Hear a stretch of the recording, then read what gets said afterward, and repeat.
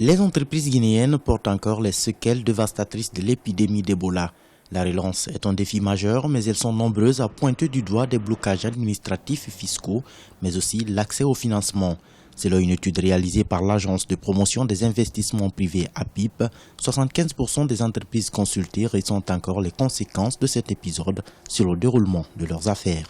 Maintenant, nous sommes dans une dynamique justement de mettre en place un cadre de concertation entre le secteur privé et la puissance publique. On attend beaucoup de ce cadre de concertation, justement pour faire avancer les réformes dont le secteur privé a besoin pour son épanouissement. Il s'agit de redonner l'essentiel à un secteur privé qui est la visibilité. Pour relancer le secteur privé guinéen, les autorités veulent se baser sur 5 leviers principaux, à savoir la formalisation, l'accès au financement, le renforcement des capacités, la compétitivité et la mise en place de meilleurs cadres d'exécution.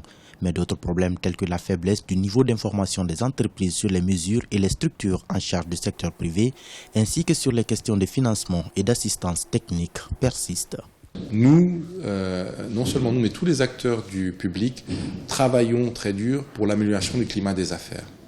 Et ceci, c'est d'avoir des réformes qui vont permettre aux gens du secteur privé de mieux évoluer et d'avoir moins de problématiques. Le secteur privé est le plus grand pourvoyeur d'emplois en Guinée. La cartographie d'ensemble des entreprises révèle que 87% des entrepreneurs sont masculins, alors que 55% ont moins de 39 ans et 57% ont au moins le baccalauréat.